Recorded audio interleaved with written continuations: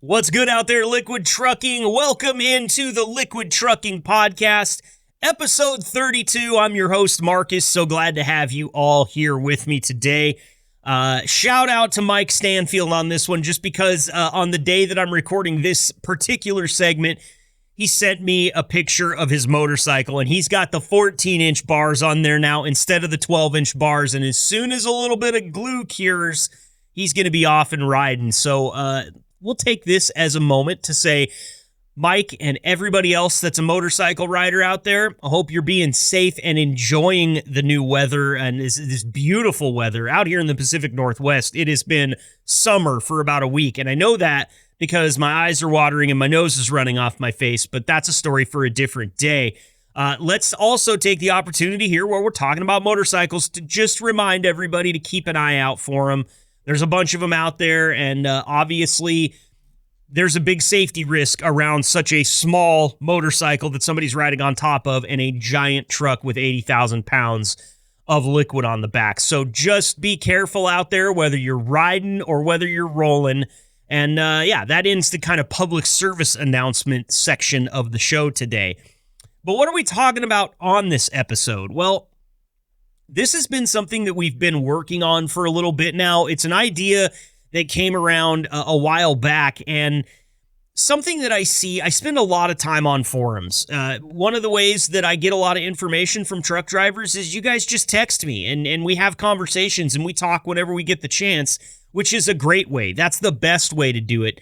The second best way to do it is to go online and to peruse forums, Reddit threads, Facebook groups, you name it. Any place where people are talking about trucking as a community is a good place for me to go and learn about what some of the common thoughts are, some of the things that people share that they think about the industry or that they think about their company or the job in general.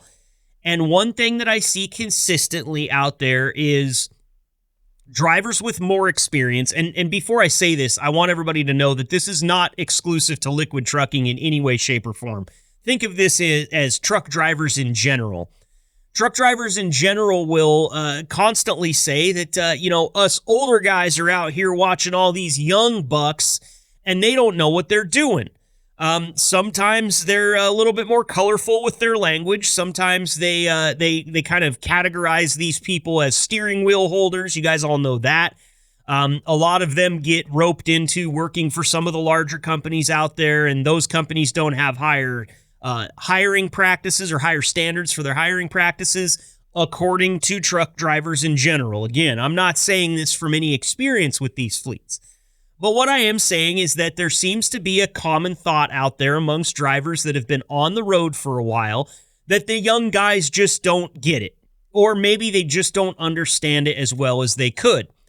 And another thing that I've learned over numerous hour-plus long conversations with many of you drivers is that a lot of the guys that have been out there for 20 years, 15 years, 10 years even, are going, hey, all they got to do is ask. I don't own this information. I just know it through experience, and I would love to share some of the lessons and share some of the stories to help these guys when they're getting their feet wet, really integrate into this industry and be comfortable in it and also understand all of the nuance that happens during the day as a truck driver.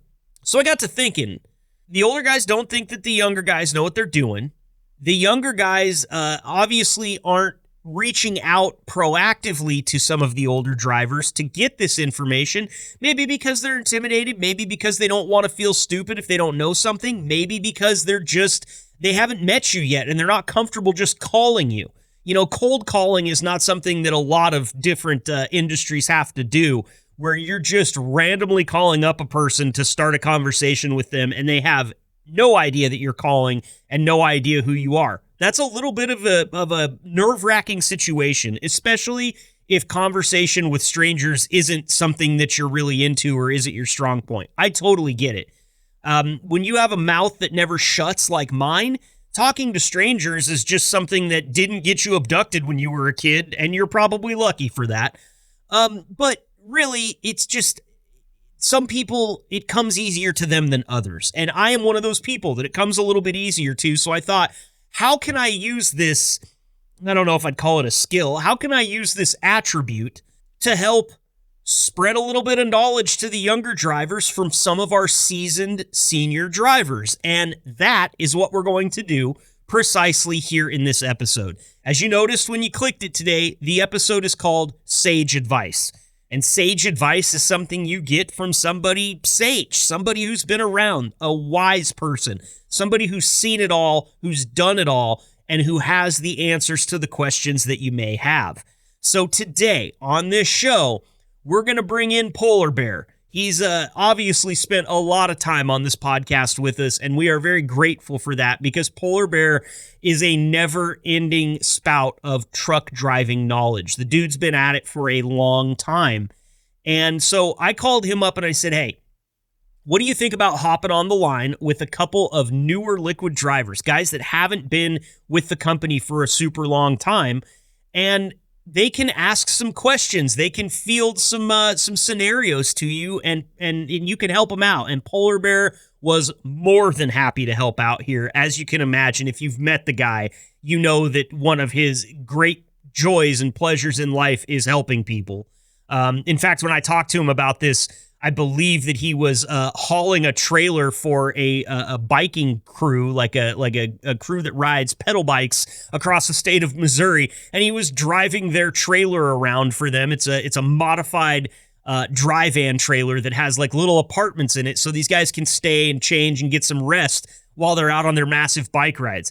If that's not a dude that just wants to help people, I don't know who is. So we're gonna bring him on. And we've got a couple other Liquid drivers that haven't been with the fleet for very long. And I got to thank Bo Hankey, Nick Meyer, and Cole Brown for sending these guys my way. We will be on with Polar Bear, driver Ryan Stewart, and driver Josh Hunt right around the corner. And I told these guys when I talked to them to set up the interview, both Ryan and Josh, I said, give them what you got. If you've got questions, even if you think they're tough and he might not be able to answer it, if you just have a little thing like, hey, what's the deal with this piece of paperwork?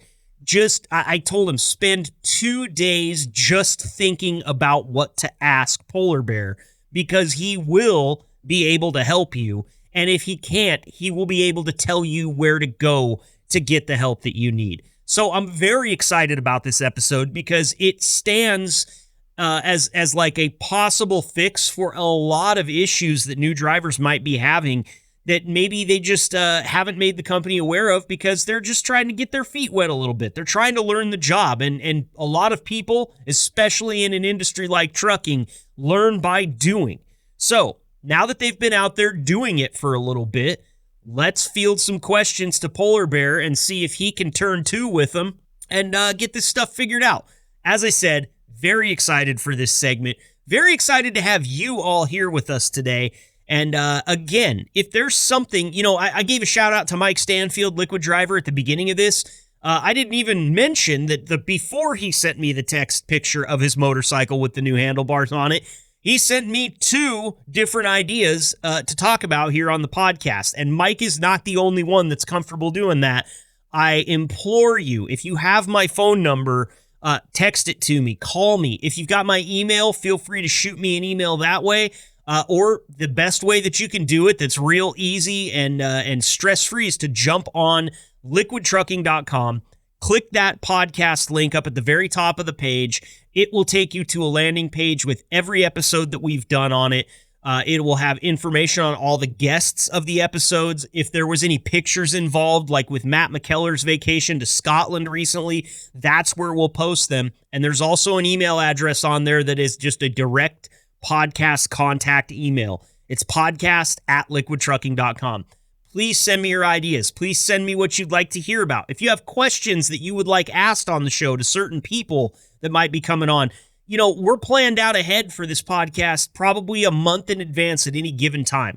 So if you say, hey, I got a question for safety, and you send me that question, we might not talk about it the next day, but the next time we have somebody from safety or somebody that can answer the question on the show, I will make sure and not only ask the question, but I'll give you the credit for it, man. I don't need the credit.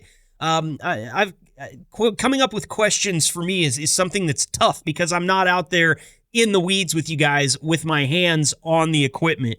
So we're here to help. That's all we want to do with this podcast. We want to educate, we want to inform, we want to entertain, and we want to get to know the drivers and the staff at Liquid. That's the whole thing in a nutshell. So send me your questions, whether it be at the website or to me directly. Love to have them. And again, thanks to Mike Stanfield for shooting those my way today.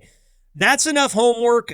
We've already chewed up over 10 minutes of our time, and I'm trying to save as much of it as I possibly can for Polar Bear, Ryan Stewart, and Josh Hunt. So now I give you our segment called Sage Advice with Polar Bear and the boys. Let's get to it. Welcome to the gold standard of podcasts for the gold standard of drivers. This is the Liquid Trucking Podcast with your host, Marcus Bridges.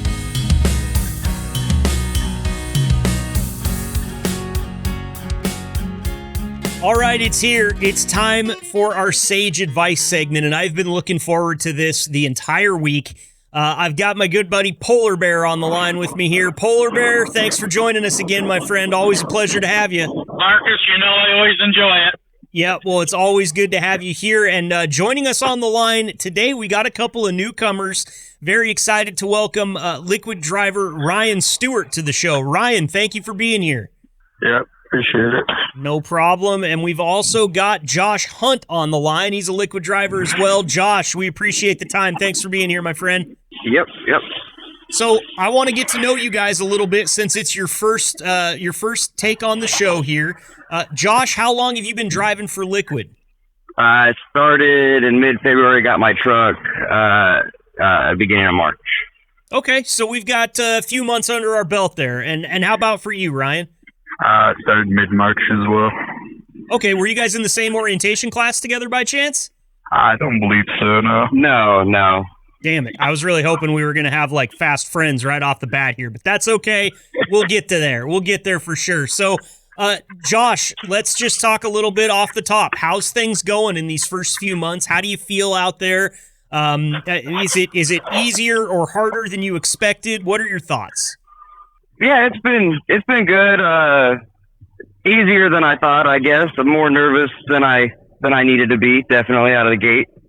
And was that nerves that came from kind of the orientation process and the training process? I've heard that the training process is a little bit like drinking from a fire hose sometimes. Is that what kind of gave you the nerves, or is this a new gig for you altogether and it was just kind of you're making your jump into trucking? Like, what was it that gave you those nerves? Yeah, just the tanking in general. You hear horror stories when it comes to tanking. I've been driving for 6 years now, but I've done open deck, flatbed, RGN. I had never done the Liquid thing before. Okay, gotcha. And then Ryan, turning to you, how's the first few months going out there on the road? Are you enjoying it? Is it hard, easy? What are your thoughts? I mean, it's definitely easier than I thought it was going to be. They kind of talked it up a lot during the orientation and training process. But, I mean, now I'm out here, it's really not that big of a deal once you get a feel for it. Did you feel like the training process was really complete and that they really prepared you for all the eventualities out there? I feel like the training process is kind of like, we're going to give you the basics, make sure you're not going to fuck up anything too bad, and then send you out into the world and see what happens. Okay, so kind of a learn as you go type feel. So that's good, though, that you guys are both finding it to be a little bit easier than what you anticipated, because that means that you were prepared for it, and we always like to hear that. Before I get into your guys' questions real quick, Polar Bear, I want to touch base with you here real quick and ask you what it was like for you in those first 3 months. How did you get set up for it, and how did you feel when you were just getting your feet wet? Yeah, I had done always farmers, construction, and line work, factory work. Mm-hmm. So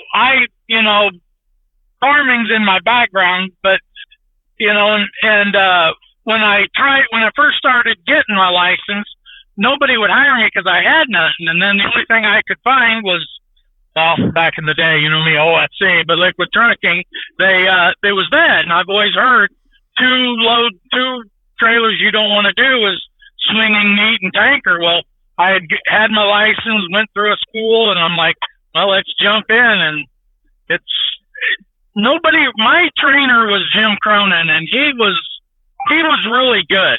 I mean, we did a lot of local fertilizer, 20, 25-mile runs.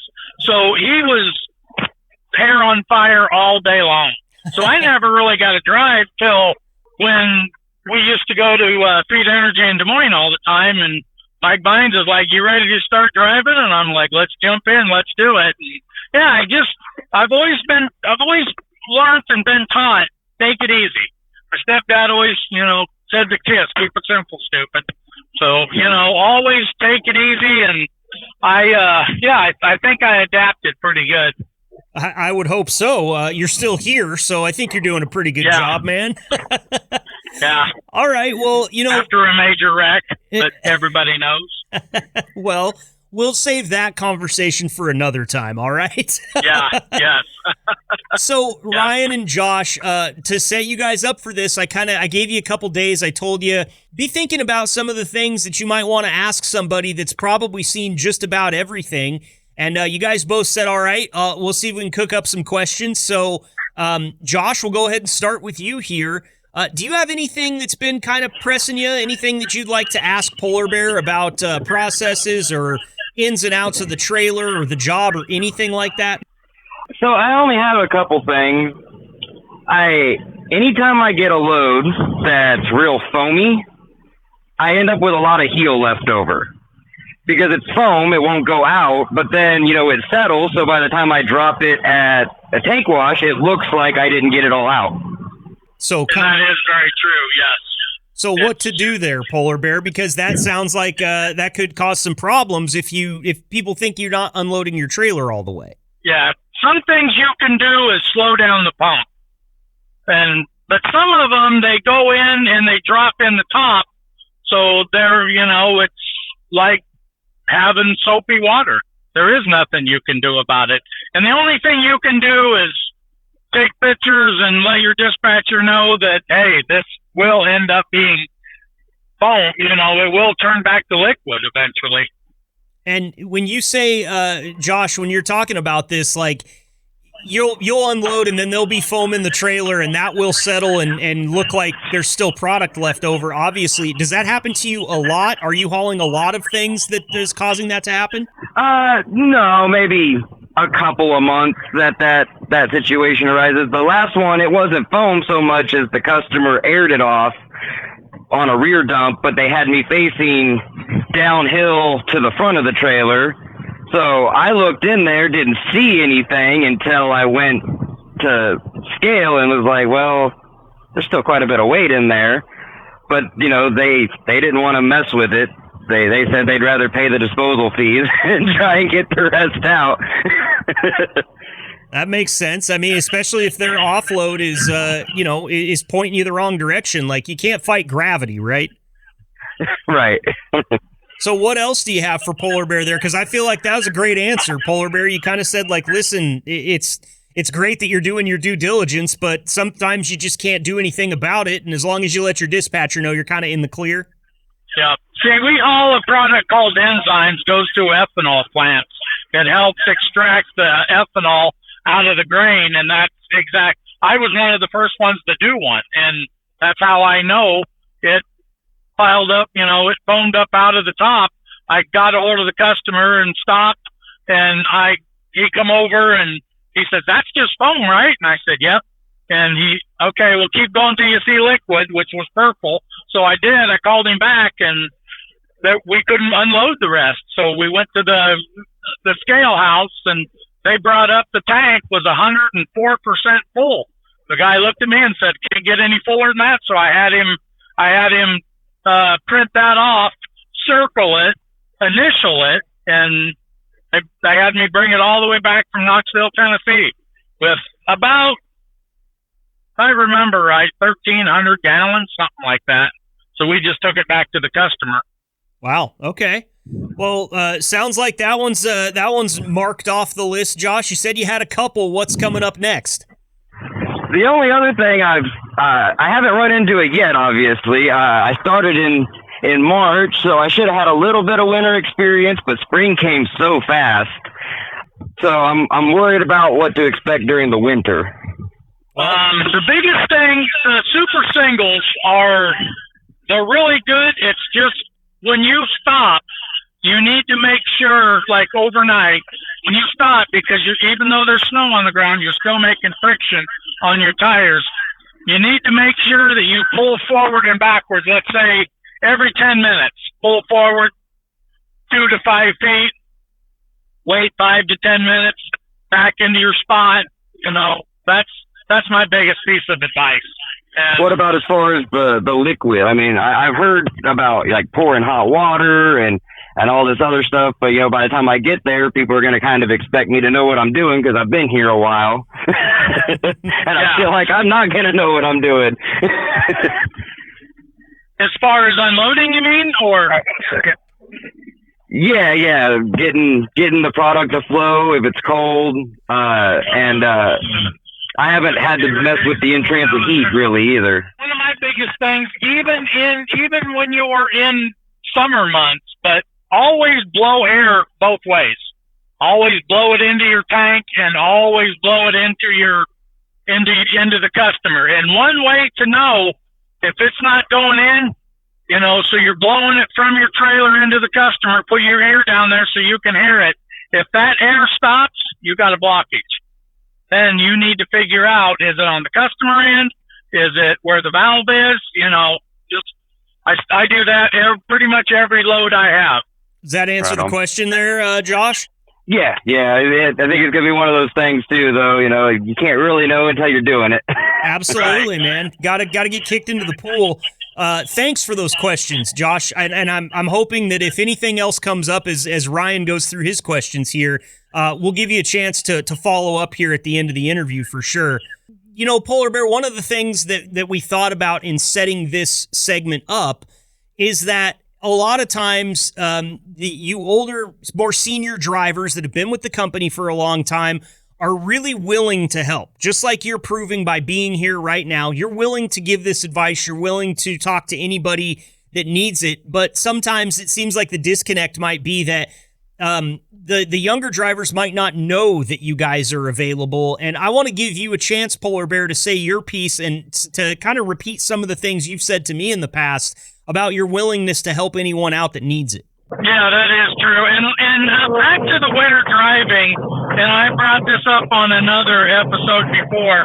One thing you can use that tank for is the inertia of it can help you slow down, Like if you're on a slick road, just if you're trying to go and you just spin as soon as you get on the gas, all you can do is just stick with it. And my theory is that if you can't keep a steady speed, like let's say 40, 45 mile an hour, watch ahead, see what your weather's like, and you need to just get off the road because something's going to happen. You're going to have that one going way too fast, or you're going to misjudge what's going to happen. Yeah. And as far as like, we was at one of our customers Tuesday, I think it was. I loaded the load I just delivered. His pump was froze up. So another one of the trainers was there, and the customer come out and let him air the load off. So I'm sitting there waiting in line watching, and he hooks up to the pump, not to the discharge. So I hurry him. He come over and talked to me for a minute. I didn't know him. So I go over and call him by name. I'm like, stop right there. He said, what? I said, look at what you're doing. Can you tell me what's wrong? And he says, no. I said, okay, you're airing the load off. You're not going through the pump. Will that help? And he goes, no. And I said, okay, maybe you had, and he told me he has never aired one off. I said, you need to go right straight to the discharge because the hose going to the pump is how you normally would. And then he's like, oh, I never thought of that. I'm like, okay, so I stayed there and I don't help. I let you do it. Because if I do it for you, you're not really going to learn. You're going to learn by the school of hard knocks, hopefully. So there's another one right there that, I don't know if it would have went through that pump since it was froze. So he might have been airing it off and not knowing that he's not unloading. Sure. And a little bit of knowledge here is great because we don't want any tanks crushed like pop cans. And Lord knows we've all seen those videos online. And whether or not that's exactly what you're talking about here, I know it can happen. And so taking a little bit of care and taking some extra time around your pump offs is a good idea, right, Polar Bear? It sure is. And double check, triple check. Make sure you're hooked up right. Your straps are on. Your shaft is on, Like I said, if you want to get into that habit, blow air into both the ways, into your tank, into them, lead the pressure off. And, it doesn't hurt to spend an extra 5 minutes to make sure you're doing it right. Absolutely. Because liquid will do what liquid wants to do. Yeah, and we're not talking about the trucking company. We're talking about the actual, the liquid that's in the tank there. The actual product, yes. Gotcha. All right, Ryan, are you to a place now where you can ask Polar Bear some questions? Yes, sir, I am. All right, perfect. Well, the floor is yours, my friend. Have at it. Yeah, so one problem I've been having since I've been out here, and this has probably happened like 2 or 3 times now, is I'll be at a customer and I'll sit up to like pump the product off, and they'll come up to me and say, oh, actually, we want to air it off. Or they want to do something weird. Or like one time it was, hey, we want to air it off, actually. And I went to, like you said, change it from the product was going to come out through the pump to it was going to come directly from the tank. There's a guy that was working there that said I didn't have to do that we could air it off through our pump and that wasn't going to create an issue. And I'm like, okay, I don't really see the advantages of doing that. And he's just like, well, I've been unloading these trucks for 15 years, so this is how we're going to do it. So it's kind of like, I don't know if it's my experience with this or just, I'm a bit on the younger side in the trucking industry, so I just feel like my experience isn't really valued nearly as much as maybe someone that's been doing this for a little bit longer. Well, and that is a good question. It most likely will unload through there. It's going to be way slower. Yeah. And this is just my opinion. This is what I would do. I would tell the customer, no, we're not supposed to unload through the pump. I'll unhook this, get a bucket. If you've already started bringing product to the pump, shut everything down, blow air through, walk the line out, make sure that pretty much everything's out of your suction hose, if it's a center dump. And then just, like I said, with the buckets under there, safe as you can, make sure all air is off and switch the hose from the pump to the discharge. Okay. That brings up an interesting question that I've got for you, Ryan, because you said it right there at the end. You said, I feel like sometimes my experience isn't valued as much because I'm a bit younger. Do you have a lot of guys try to play that card on you, that, well, I've been doing it for 15 years card? Because, companies have standard operating procedures. They have safety protocols. They have all these things that are in place to keep not only their drivers safe and their employees safe, but keep the customer safe and keep the equipment safe. You just kind of feel like he was just trying to pressure you into doing something there that you weren't supposed to be doing just because he's been doing it longer than you? Yeah, that's exactly how I felt. And, because in this case, it didn't unload. I don't know what was going on with the product, but sat there for like an hour trying to figure it out. And then when I did figure it out, I couldn't find anyone. So I ended up wasting a lot of time because the product wasn't unloading at all while it was set up like that. Sure. They were unloading it. And so, I was just standing there waiting for someone to come back. And then when they did come back, I'm like, hey, I got a hold of the guy in my safety department. He says, we're supposed to do it like this. We need to switch it. I think one thing that really annoyed me is afterwards, he's like, well, hey, make sure you tell your dispatcher that, you had an error and that's why you were here for so long, because we don't want to pay for the time that you sat here. It's like, well, I tried to I tried to tell you, but you didn't want to listen, you know? Right. I had a fix to this time wasting issue that we have, but you didn't want it. So Yeah. I guess what I'll ask here, Polar Bear, through your experience when something like this happens, I would guess that the number one thing to be with the dispatcher is 100% honest and tell them, hey, this guy says that he wants me to say that this was my error, but I was trying to do this correctly, and he wouldn't let me. Am I right there, Polar Bear? You want to just be 100% honest with that? That's exactly right. I would tell my dispatcher, hey, this is what happened. He wouldn't listen to me. I had to do it we've been here so long. We would have been here hour less if we would have done it the way I tried to explain it to him. And so it's no different than you come into my kitchen and trying to make something and I want to make it this way. Well, it's my kitchen, not yours. You make yours your way. And there is a lot of customers that way. But my best advice is, because a lot of drivers haven't done it, just stay calm. Yes, sir. No, sir. I'm sorry. You know, that goes a lot further than, you know, what I want to say. You know, that's... Yeah, I often wonder if Polar Bear, I'm sorry to interrupt you, but I often wonder if you seasoned drivers have a little raw spot on the inside of your cheek where you chew on it when you can't say what you actually want to.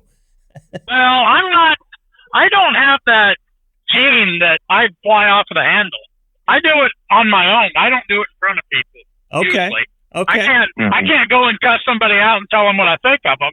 But in my truck, I'm the biggest, rawest dog out there, you know, because they can't hear me. Yes, sir. I just wanted to say, you know, you have to, the whole thing is coming across confident. Hey, this is how we need to do this with our equipment. I'm the driver. I'm bringing the load to you. This is how we do this. That's just my opinion. I would come off strong and confident and say, no, you know, your way's okay, but we're going to be a lot longer, and I can't be here that long. I'm already scheduled on another load, you know. Right. Well, good. I think that's great. And I know, too, having talked to some dispatchers on here, that the dispatchers are going to have the drivers' backs, too, in a situation like that, which is always a good thing. What else do you have for us there? I don't want to cut you off. I want to make sure you get all your questions out. I mean, that was a big one that I'm like, hey, you know what? I mean, I've been struggling with that before you called me, so I'm like, hey, I really want to figure out, like, from a more experienced driver, what I should be doing in these situations. Sure. So that was my big one. Back to not being able to get a hold of somebody in a plant is very, very common. A lot of times, you get a hold of your dispatcher, they do their part, and it's amazing how fast something happens. Right. And always try, I'm very bad at not doing it, always try to get a hold of or figure out the name of who you were, you know. Well, who was helping you? I don't know, some guy, you know. He had on a gray shirt and a white hard hat. Well, we all got on gray shirts and white hard hats, you know. So always try to get a name. I got you. Yeah, good advice there. It helps the dispatcher do their job too, and that's always big. We all, a rising tide lifts all ships. So let's help each other out. Polar Bear, one question I have for you about kind of this situation, because since we're kind of formatting this segment as senior drivers helping some newer drivers, I want to talk to you a little bit about what Ryan faced there, in that you had somebody pull the experience trump card on him, and we all know from whatever professional field you're in, if somebody comes and pulls that card on you, a lot of times there is no recourse for you other than to just stand your ground, and maybe that customer might look at you like you're being difficult if you are just trying to uphold the standard operating procedures that Liquid requests of you to uphold. So other than the confidence and other than just saying, hey, it's my equipment, do you have any advice for Josh and Ryan on how to deal with people that are just going to try to trump what they say just because they're older than them? I've experienced this before in my career in broadcasting, where I've had somebody that is 25 years older than me sit across from the table and say, you're not doing this right. This is what the kids want to hear. And I got to tell them, listen, I think I have a better beat on what the kids want to hear because I'm a lot closer to being a kid than you are. How do you deal with that in your industry, Polar Bear? What's your advice for Josh and Ryan on somebody playing that experience trump card on them? Yeah, once again, it just goes back to try to negotiate. Okay, say, I understand. Okay, here's another example. I've had it before, and I learned that it does help. Okay, so I got to pump off, and they're going to pump off. And I would tell them, I'm like, well, how is that going to be right? I'm pumping against your pump now, and the product may be thicker, or the product may be going further, and it's amazing. Okay, well, I learned that, okay, that did go pretty quick. That was, let's say, 45 minutes or an hour. Try to negotiate. Say, hey, I've had this before, and it was an hour and a half versus we can pump this off, or, we can air this off in, let's say, a half hour, 40 minutes if we can do it this way. Just negotiate. Yeah. Okay. I've got, man, that's a great advice there, because everybody's looking for a bargain, right? Hey, I can save us both 15 minutes if you just let me do this the way that I know will work. So once again, it's their kitchen, not yours. You're the guest. Yeah. And I get you, man. People come to my tailgate and they want to throw meat down on the grill, and I just won't let them. I say, you know what? I got some matches and a piece of wood. If you can figure it out over there, you can go over there. Yeah, I totally understand that. They work with that stuff every day, so it's a little bit understandable. Gentlemen, I want to say this again because it means so much to me that you come on here and you guys thought about the questions, and you really you're not throwing softballs here to Polar Bear. You're giving him very specific examples of things that have happened, and he's giving you some really good advice on how to manage those situations. Josh, I want to go back to you here. Is there anything else that came up, ran through your mind when Ryan was asking questions that maybe you'd like to follow up on with Polar Bear, or any questions that you haven't asked yet that you'd like to field? I did have one more. As far as the driving aspect goes, like I said, I'm new to hauling liquid. I'm new to hauling stuff that I didn't secure myself and that moves. So a lot of times when I hit a hill or especially like a winding hill stretch, as soon as I start going uphill, that surge goes to the back, plus the truck's natural deceleration while climbing the hill. I feel like it just drags me down to kills my momentum. Is there any way to maybe preload that surge to make it work in your favor that I haven't figured out yet? Or is that just kind of the nature of liquid driving? Now I've got a follow-up question. Are you talking taking the mountains, or are you talking just a hill? On the steeper side of hills usually, and especially if there's more than one in a, you hit the first one and you get to the top and you go down and you hit the next one, especially on that second one in a row. That surge, when that hits the back, I'll drop down, and maybe it's the Freightliner. I've kind of always been more of a pack car guy. Yeah. The one thing I suggest, and I do myself, is lock it in manual and downshift it. That way you can keep your RPMs up, because these things do not run on RPM. They're designed for lower RPMs. That's how I do it. And then try to downshift it sooner to keep, like, I do a lot of mountains. I'm long haul, coast to coast. So, there's a lot of times I'm starting in, depending on where you're at, try to get a little bit of a run for it too. Try to get her wound up before you get into it. And then, because a lot of times I'm taking a mountain starting at 70 mile an hour and I'm topping it doing 25. And I will lock it in manual and downshift it myself over, I'll feel that surge hit the back, and it's like I go from 60 to 40 like that. And it's like, is there something I should have done to prevent that wave from hitting the back? I mean, there's not a lot you can do to keep from throwing down that 80,000-pound anchor, right? And the other thing you can do is cancel your cruise so that when it downshifts, my theory is, like, when I used to have a manual transmission, you shift, count to 3, and get back on the gas. By time you count to 3, it's from the front bulkhead to the back bulkhead, and now most likely you're in your pull mode. So that's my other piece of advice. Try to because that cruise is going to take off right away once you downshift. Mm-hmm. That makes sense. That help you out, Josh? Yeah.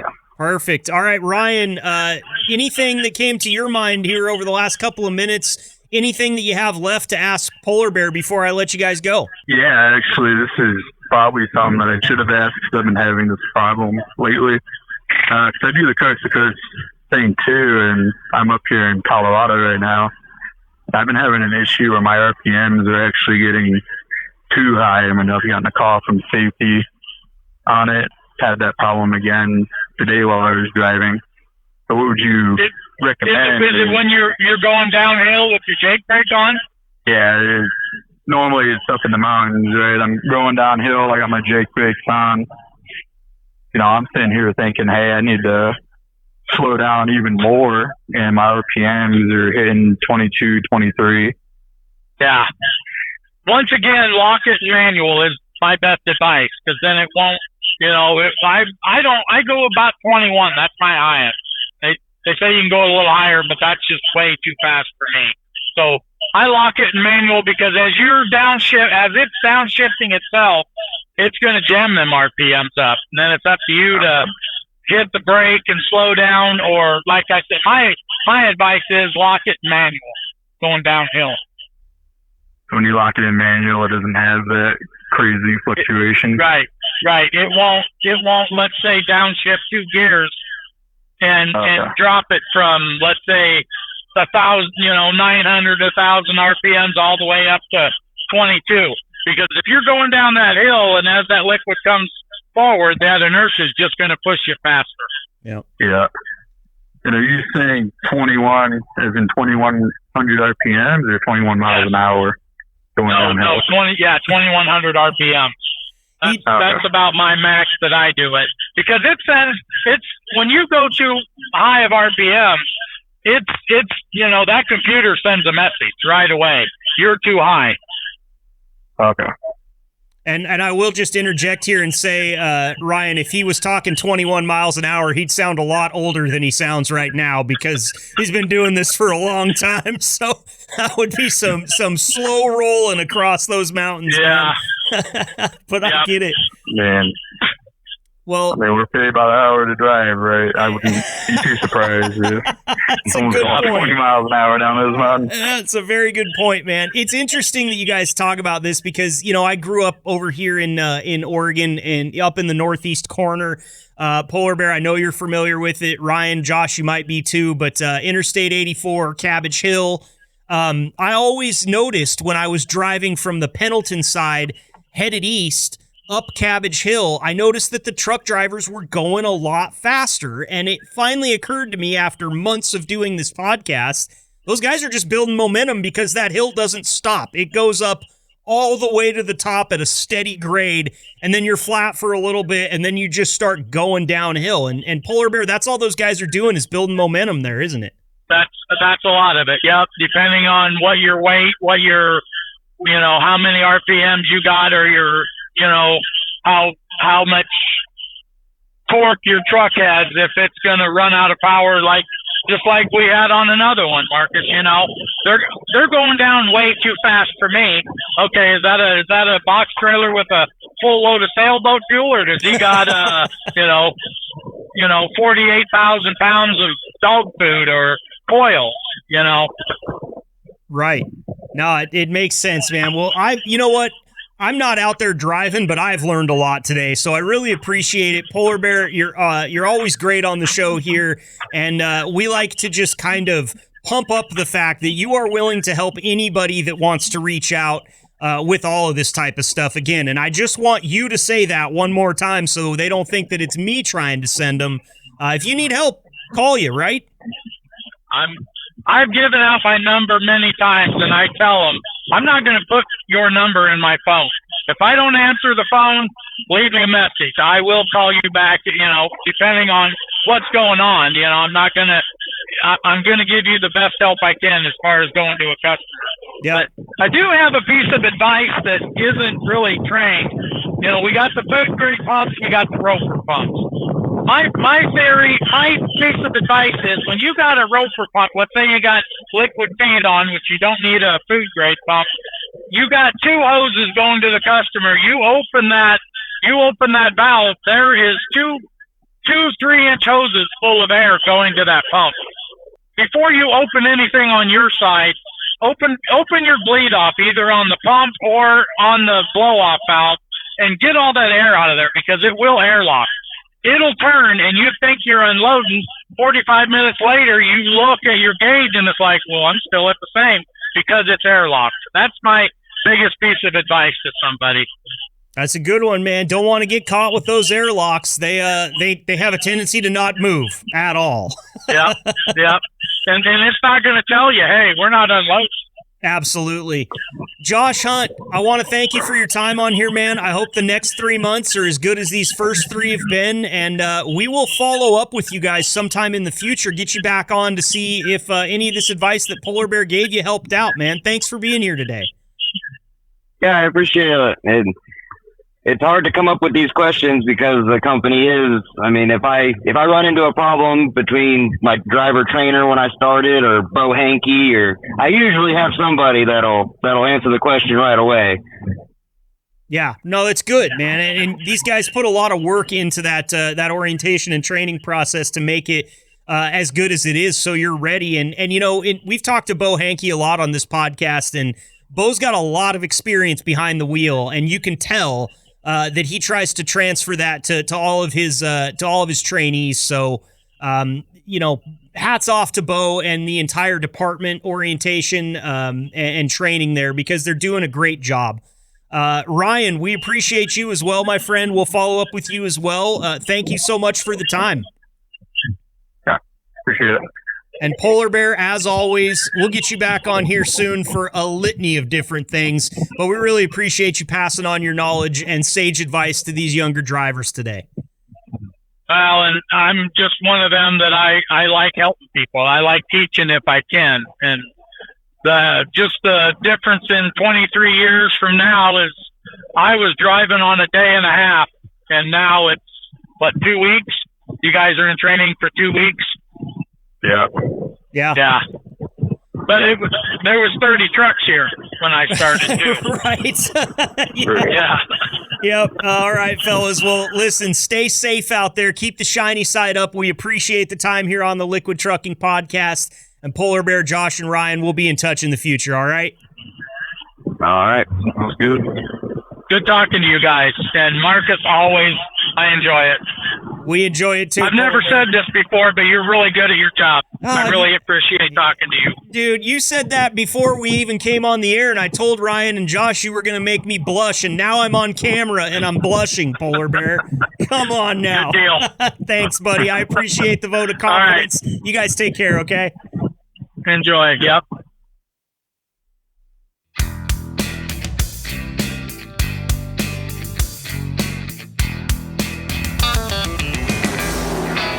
All I have to say is, wow, what an awesome segment there. Polar Bear and Ryan and Josh all bringing the heat for us, and that was a lot of fun.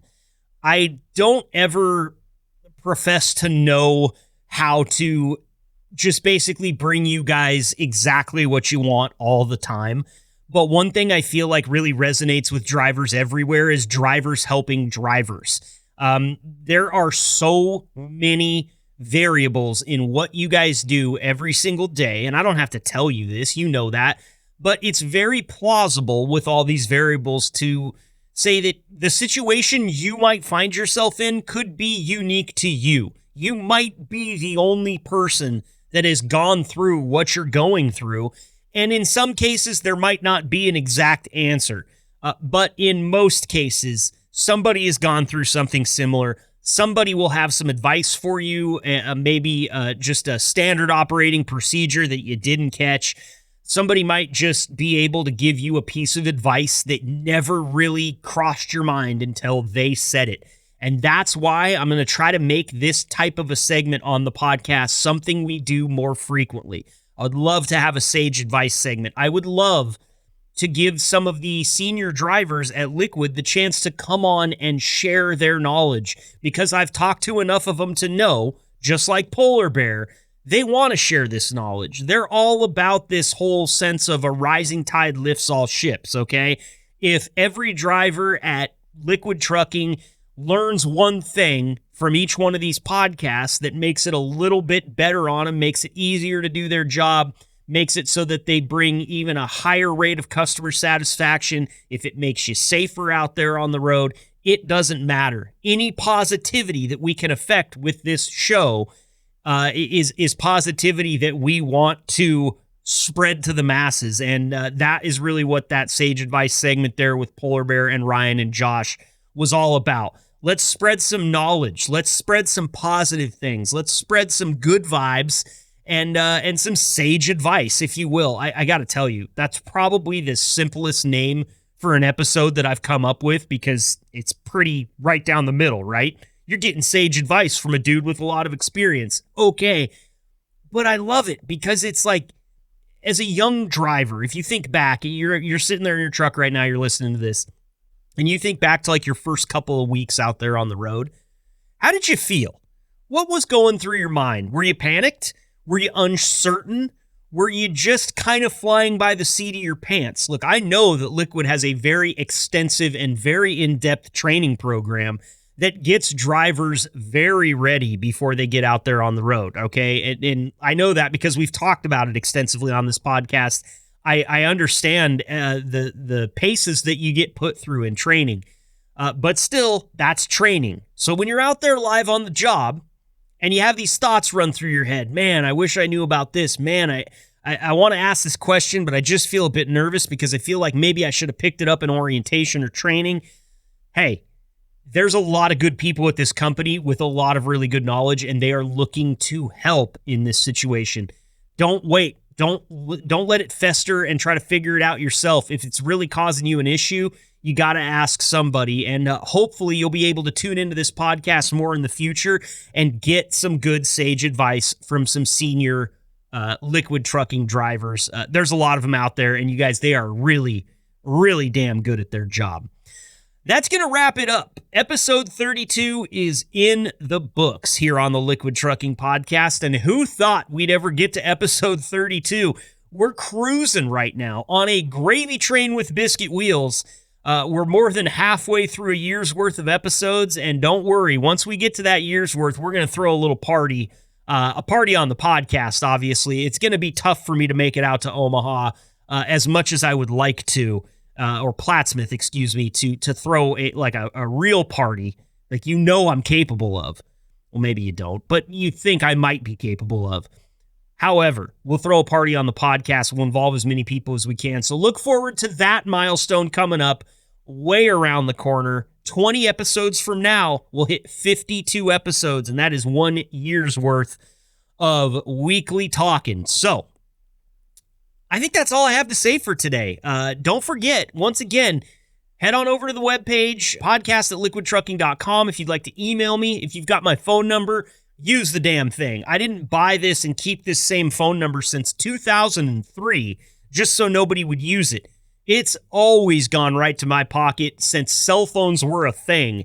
I've owned this number, so you're never going to get a weird robot. You're never going to get some creep down in Southern Oregon that answers instead of me. You might just consider me a creep and I'll answer, but hey, that's something I'm going to have to deal with. That's my cross to bear. Liquid Trucking, stay safe out there on the road. Send me your ideas. Keep the shiny side up. We'll see you next week. Thanks for tuning in and being the gold standard of drivers on the road. Be sure to like and subscribe to the channel and tune in next week for another episode of the Liquid Trucking Podcast.